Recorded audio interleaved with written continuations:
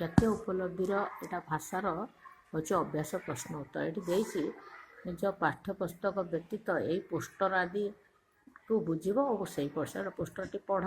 ଏଠି ଲେଖା ହେଇଛି ସହୃଦୟ ଯୁବ ପରିଷଦ ଆୟୋଜିତ ଏକ ସ୍ୱେଚ୍ଛାକୃତ ରକ୍ତଦାନ ଶିବିର। ଏ ରକ୍ତଦାନ ଶିବିର ତୁମେ ରକ୍ତ ପାଇଁ କେହି ନା କେହି ଆପଣଙ୍କୁ ବୁନ୍ଦେ ରକ୍ତ ପାଇଁ କେହି ନା କେହି ଆପଣଙ୍କୁ ଅପେକ୍ଷା କରିଛି। ରକ୍ତଦାନ କରି ଜୀବନ ବଞ୍ଚାଇବାର ସୁଯୋଗ ଆପଣଙ୍କ ପାଖରେ ରହିଛି। ଆପଣ ରକ୍ତଦାନ କରିପାରିବେ କି? ଯଦି ଆପଣଙ୍କ ବୟସ 18ରୁ 25 ବର୍ଷ ମଧ୍ୟରେ, ଯଦି ଓଜନ 45 କିଲୋଗ୍ରାମରୁ ଅଧିକ, ଆପଣ ସୁସ୍ଥ ଜୀବନ ତାହେଲେ ଦେଇପାରିବେ। ଏଇଟା କେଉଁ ଜାଗାରେ ହେଉଥିଲା ଦିଆଯାଇଛି? ଏବେ ନିମ୍ନରେ ଦିଆଯାଇଥିବା ପ୍ରଶ୍ନ ଗୁଡ଼ିକର ଠିକ୍ ଉତ୍ତରଟି ପାଖରେ ଆମେ ଗୋଲ ବୁଲେଇବା। ଏହି ବିଜ୍ଞାପନଟି କେଉଁ ବିଷୟ ସମ୍ପର୍କିତ? ନା ଇଏ ଗୋଟେ ରକ୍ତଦାନ ଶିବିର ଉପରେ ସମ୍ପର୍କିତ। ସ୍ୱେଚ୍ଛାକୃତ ରକ୍ତଦାନ ଶିବିରଟି କେଉଁ ସ୍ଥାନରେ କରାଯାଇଥିଲା? କେଉଁ ବିଦ୍ୟାଳୟରେ କରାଯାଇଥିଲା? ସେଇ ବିଦ୍ୟାଳୟ ପାଖରେ ତୁମେ ଠିକ୍। ଏଇ ରକ୍ତଦାନ ଶିବିରର ଆୟୋଜକ କିଏ ଥିଲେ? ସମ୍ବଲପୁର ବିଦ୍ୟାଳୟରେ ହେଇଥିଲା, କିନ୍ତୁ କିଏ ତାର ଆୟୋଜକ ଥିଲେ? ସହୃଦୟ ଯୁବ ପରିଷଦ ନା ଝାଡ଼ଖଣ୍ଡ ସମ୍ବଲପୁର ନା ସ୍ୱେଚ୍ଛାକୃତ ରକ୍ତଦାନ ଶିବିର ସମ୍ବଲପୁର।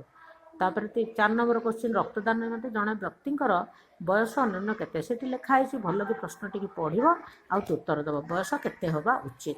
ନିମ୍ନୋକ୍ତ ମଧ୍ୟଟି କେଉଁଟି ରକ୍ତଦାନ ସମ୍ବନ୍ଧରେ ଠିକ୍ ଉକ୍ତି? ରକ୍ତଦାନର ସର୍ବାଧିକ ବୟସ 25 ବର୍ଷ। ଅପସନ୍ ଏ ନା ବି ରକ୍ତଦାନ ଜୀବନଦାନ, ନା ସି ରକ୍ତଦାନ ସବୁଦିନ ଓଜନ 54 କିଲୋଗ୍ରାମ ହେବା ଉଚିତ, ନା ଡି ହେଉଛି ସ୍ୱାସ୍ଥ୍ୟଗତ ସମସ୍ୟା ରକ୍ତଦାନର ସହାୟକ। ତାପରେ ନିଜ ପାଠ୍ୟପୁସ୍ତକ ଭିନ୍ନ ସାମଗ୍ରୀ ଏସବୁ ପୋଷ୍ଟର ଆଦି ଦେଖ। ଗୋଟେ ହେଉଛି ମୌଳିକ ସାକ୍ଷରତା ସଂଖ୍ୟାଜ୍ଞାନ କାର୍ଯ୍ୟକ୍ରମ। କେତେ ଲକ୍ଷ୍ୟ କରାଯାଉଛି କେମିତି? ତୃତୀୟ ଶ୍ରେଣୀର ପ୍ରତ୍ୟେକ ପିଲା ମୌଳିକ ସାକ୍ଷରତା ସଂଖ୍ୟାଜ୍ଞାନର ଲକ୍ଷ୍ୟ ହାସଲକାରୀ। ଏଥିପାଇଁ କିଛି ଦକ୍ଷତା ଉପରେ ଗୁରୁତ୍ୱ ଦିଆ। ଦକ୍ଷତା ଗୁଡ଼ାକ ଏଠି ଲେଖା ହେଇଛି, ଭଲକି ଦେଖ। ମୌଳିକ ସାକ୍ଷରତାର ବିକାଶ, ଅକ୍ଷର ଚିହ୍ନିବା, ଧ୍ୱନି ସହ ପରିଚୟ, ପଠନ ଲିଖନ। ଏପଟରେ ବି ଲେଖା ହେଇଛି, ଦେଖ ଭଲକି। ପ୍ରାକ୍ ସଂଖ୍ୟାର ଗଣନ, ସଂଖ୍ୟା ଜାଣିବେ, ମାପ, ତଥ୍ୟ ପରିଚାଳନା, ସଂରଚନା ଆଉ ଆବୃତ୍ତି। ନିମ୍ନରେ ଦିଆଯାଇଥିବା ପ୍ରଶ୍ନ ଗୁଡ଼ିକର ଠିକ୍ ଉତ୍ତରଟିରେ ଗୋଲ ବୁଲେଇବା। ଏହି ସଚେତନତା ବାର୍ତ୍ତାଟି କେଉଁ କାର୍ଯ୍ୟକ୍ରମ ସହିତ ଅଛି? ତାହେଲେ ଅପସନ୍ ଏ ଅଛି ଶିଶୁର ପ୍ରାରମ୍ଭିକ ଶିକ୍ଷଣ, 2 ହେଉଛି ଜାତୀୟ ଶିକ୍ଷାନୀତି, ମୌଳିକ ସାକ୍ଷରତା ସଂଖ୍ୟାଜ୍ଞାନ ଓ ଶିକ୍ଷା ପାଇଁ ମୂଳଧନ। ତମେ ଏବେ ପଢ଼ିଲେ ତାହେଲେ ସି ମୌଳିକ ସାକ୍ଷରତା ଓ ସଂଖ୍ୟାଜ୍ଞାନ କାର୍ଯ୍ୟକ୍ରମ। 2 ନମ୍ବର ମୌଳିକ ସାକ୍ଷରତା କାର୍ଯ୍ୟକ୍ରମରେ କେତୋଟି ଦକ୍ଷତା ଉପରେ ଗୁରୁତ୍ୱ ଦିଆଯାଏ? ଗୋଟିଏ ନା 5ଟି ନା 3ଟି ନା 4ଟି? ଯେଉଁ ଅପସନ୍ଟି ଠିକ୍ ତା କଡ଼ରେ ତୁମେ ଠିକ୍ ଚିହ୍ନଟି ଦେବ। ତୃତୀୟ ଶ୍ରେଣୀର ପ୍ରତ୍ୟେକ ପିଲା କେଉଁ ମସିହା ସୁଦ୍ଧା ମୌଳିକ ସାକ୍ଷରତା ସଂଖ୍ୟାଜ୍ଞାନର ଲକ୍ଷ୍ୟ ହାସଲ ରହିଛି? 2025-26 ନା 24-25 ନା 26-27 ନା 23-24? ଯେଉଁଟି ଠିକ୍ ତାରି ପତ୍ରରେ ଗୋଲ ବୁଲେଇବ। ତାପରେ ପ୍ରଶ୍ନ ହେଲା, ନିମ୍ନୋକ୍ତ ମଧ୍ୟରୁ କେଉଁଟି ମୌଳିକ ସାକ୍ଷରତାର ଏକ ଉପାଦାନ? ପ୍ରାକ୍ ସଂଖ୍ୟା ଧାରଣା, ନା ସଂଖ୍ୟା ଗାଣିତିକ ପ୍ରକ୍ରିୟା, ନା ମୌଖିକ ସାକ୍ଷର, ନା ମୌଳିକ ଭାଷାର ବିକାଶ, ନା ଆକୃତି? ତାପରେ 10, ନିମ୍ନୋକ୍ତ ମଧ୍ୟରୁ କେଉଁଟି ମୌଳିକ ସଂଖ୍ୟାଜ୍ଞାନର ଏକ ଉପାଦାନ? ପଠନ ଲିଖନ, ମୌଖିକ ଭାଷାର ବିକାଶ, ନା ପ୍ରାକ୍ ସଂଖ୍ୟାର ଧାରଣା? ଏଠି ଦେଇଛି ଯେ ବିଭିନ୍ନ ପ୍ରକାରର ସାମଗ୍ରୀ, ଖବରକାଗଜ, ଶିଶୁ ସାହିତ୍ୟ, ପୋଷ୍ଟର ଆଦିରେ ଥିବା ସମ୍ବେଦନଶୀଳ ମୌଳିକ ବିଷୟକୁ ଲିଖିତ ଭାବରେ ପଢ଼ିବ। ଗପ ପଢ଼ି ସାରିବା ପରେ କହିବ, ମୁଁ ମଧ୍ୟ ନିରନ୍ତର ଚେଷ୍ଟା କରି ସଫଳତା ପାଇବି। କବିତା ଟିକେ ପଢ଼ିବା। ପ୍ରତି ମୁହୂର୍ତ୍ତରେ ବୃଦ୍ଧି ତେଜଜାତ ସ୍ୱଦେକୀ କ୍ରୋଧ ନୟନେ ଚାହାନ୍ତି ତପନ, ମିଳୁନାହିଁ ପୃଥିବୀରେ ନିର୍ମଳ ପବନ, ମଣିଷ ବଞ୍ଚିବା ପାଇଁ ଖୋଜେ ଅମ୍ଳଜାନ। ତାହେଲେ ଏଠି ପ୍ରଶ୍ନ ଦେଇଛି, ନିମ୍ନୋକ୍ତ ଦିଆଯାଇଥିବା ପ୍ରଶ୍ନ ଗୁଡ଼ିକର ଠିକ୍ ଜାଗାଟିରେ ଉତ୍ତରଟିରେ ଗୋଲ। ପ୍ରତି ମୁହୂର୍ତ୍ତରେ କ'ଣ ବୃଦ୍ଧି ପାଉଛି? ଉତ୍ତାପ ନା ଚନ୍ଦ୍ର ନା ସୂର୍ଯ୍ୟ ନା ପୃଥ? ଉତ୍ତାପ ବୃଦ୍ଧି ପାଉଛି, ତେଜ ଦେଇଛି। ତାପରେ 12 ନମ୍ବରରେ ଉପରେ ଦିଆଯାଇଥିବା ପଦ୍ୟାଂଶରେ ମଣିଷ ଅମ୍ଳଜାନ ଖୋଜେ ବୋଲି କୁହାଯାଇଛି କାହିଁକି? କାହିଁକି ମଣିଷ ଖାଦ୍ୟ ପାଇଁ ନା ବସ୍ତ୍ର ପାଇଁ ନା ନିଶ୍ୱାସ ପାଇଁ ନା ବଞ୍ଚିବା ପାଇଁ? ମଣିଷର ଅମ୍ଳଜାନ କାହିଁକି ଆବଶ୍ୟକ? ତା ଚାରିପଟରେ ଗୋଲ ବୁଲେଇବ। ତପନ ଶବ୍ଦଟିର ଠିକ୍ ଅର୍ଥଟିକୁ ବାଛ। ଚନ୍ଦ୍ର ନା ପୃଥିବୀ ନା ସୂର୍ଯ୍ୟ ନା ତାରା?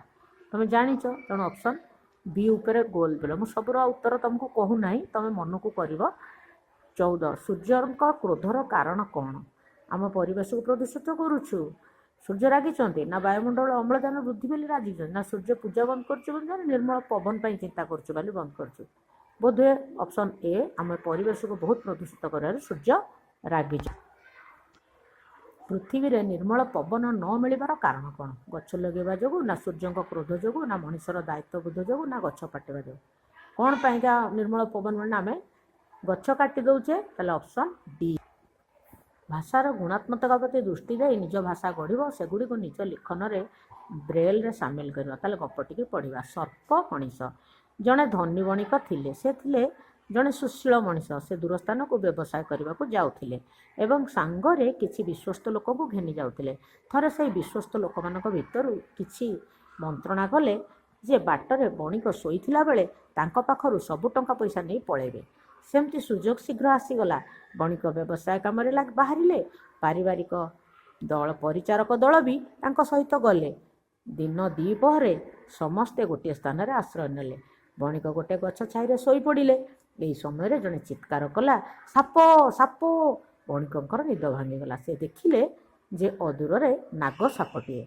ତାକୁ ଆଘାତ ନ କରିବାକୁ ସେ ପରାମର୍ଶ ଦେଲେ ଏବଂ କିଛି ସମୟ ପରେ ସାପ ତା ବାଟରେ ଚାଲିଲା। ବଣିକକୁ ପରିଚାରକମାନେ ପଚାରିଲେ, ସାପ ଏକ ଦୁଷ୍ଟ ଜୀବ, ତାକୁ ଛାଡ଼ିଦେବା ଠିକ୍ ନୁହେଁ। ବଣିକ କହିଲେ, ସାପ ବିଷଧର ବୋଲି ସମସ୍ତେ ଜାଣନ୍ତି, ତେଣୁ କେବଳ ସାବଧାନ ରହିଲେ ହେଲା। ସେ ତା ନିଜ ରୂପକୁ ଲୁଚାଉ ନାହିଁ, ତେଣୁ ତାକୁ ଭୟ କ'ଣ? ବଣିକଙ୍କ ଯାତ୍ରା ପୁଣି ଆରମ୍ଭ ହେଲା। ରାତିରେ ସେ ଧର୍ମଶାଳାରେ ଶୋଇଲେ। ସକାଳେ ଦେଖାଗଲା ସେଇ ମନ୍ତ୍ରଣାକାରୀ ପରିଚାରକମାନେ ନିଦ ଔଷଧରେ ସମସ୍ତଙ୍କୁ ଅଚେତ କରାଇ ବଣିକଙ୍କର ସବୁକିଛି ଲୁଟ୍ କରିଛନ୍ତି। ସକାଳେ ବଣିକ ଏହା ଦେଖି ଆଶ୍ଚର୍ଯ୍ୟ ହୋଇଗଲେ। କିନ୍ତୁ ସେ ଥିଲେ ସୁପୁରୁଷ। ଅର୍ଥ ହରାଇବା ତାଙ୍କ ଲାଗି ବିଶେଷ ଗୁରୁତ୍ୱ ବହନ କରୁନଥିଲା। ଯାହା ତାଙ୍କୁ ବିବ୍ରତ କଲା ତାହା ଥିଲା ବିଶ୍ୱାସର ହତ୍ୟା। ପୂର୍ବଦିନର ଦ୍ୱିପ୍ରହରର କଥା ସେ ଭାବୁଥିଲେ। ତାଙ୍କ ପରିଚାରିକମାନେ ସାପକୁ ଦୁଷ୍ଟ ବୋଲି କହୁଥିଲେ, ଅଥଚ ସେମାନେ ସମସ୍ତେ କେତେ ଭୟଙ୍କର ନୁହେଁ ସତେ? ଏବେ ତନ୍ନିମ୍ନରେ ଦିଆଯାଇଥିବା ପ୍ରଶ୍ନଗୁଡ଼ିକର ଠିକ୍ ଉତ୍ତରଟିରେ ଗୋଲ ବୁଲାଇବା। ବଣିକ ଜଣକ ଅଦୂରରେ ଥିବା ସର୍ପକୁ ଦେଖି କ'ଣ କହିବାକୁ ଲାଗିଲେ? ସାପକୁ ମାରିଦେଲେ, ନା ସାପକୁ ଆଘାତ କରିବାକୁ କହିଲେ, ନା ସାପକୁ ଧରି ଆଣିବାକୁ କହିଲେ, ସାପକୁ ନ ଦେଖାକୁ କହିଲେ? ଅପସନ୍ ଯେଉଁଟା ତୁମକୁ ଠିକ୍ ଲାଗିବ ତା ଦେହରେ ଗପଟି ତ ଶୁଣିଲ, ତମେ ଗୋଲ ବୁଲାଇବ। ଶୀଘ୍ରର ବିପରୀତ କ'ଣ? ଶୀଘ୍ରର ଅର୍ଥ କ'ଣ? ଶୀଘ୍ର ଯିବା ହେଲା ଚଞ୍ଚଳ, ତାର ବିପରୀତ କ'ଣ ହେବ? ଚଞ୍ଚଳ ନା ଜଲ୍ଦି ନା ବିଳମ୍ବ ନା ଅତି ଶୀଘ୍ର? ଅପସନ୍ ବି ତା ଦେହରେ ଗୋଲ ବୁଲାଇବ। ତାପରେ କିନ୍ତୁ ସେ ଥିଲେ ସୁପୁରୁଷ। ଏଠାରେ ରେଖାଙ୍କିତ ପଦଟି କେଉଁ ପ୍ରକାର ଶବ୍ଦ? ଏହା ବିଶେଷ୍ୟ ନା ବିଶେଷଣ ନା ଅବ୍ୟୟ ନା ସର୍ବନାମ? ନିଶ୍ଚିତ ଅବ୍ୟୟ। ସିରେ ଗୋଲ ବୁଲାଇବା। ବଣିକ ଜଣକୁ କ'ଣ ବିବ୍ରତ କରିଥିଲା? ପରିଚାରିକମାନେ, ନା ଧର୍ମଶାଳାର ଦୃଶ୍ୟ, ନା ନାଗସର୍ପ, ନା ବିଶ୍ୱାସଘାତକତା? ଅପସନ୍ ଡି ହେଲା ବିଶ୍ୱାସଘାତକତା। ଶୁଦ୍ଧ ବାକ୍ୟଟି ବାଛ। ଅଥଚ ସେମାନେ ସମସ୍ତେ କେଡ଼େ ଭୟଙ୍କର ନୁହଁ ସତେ?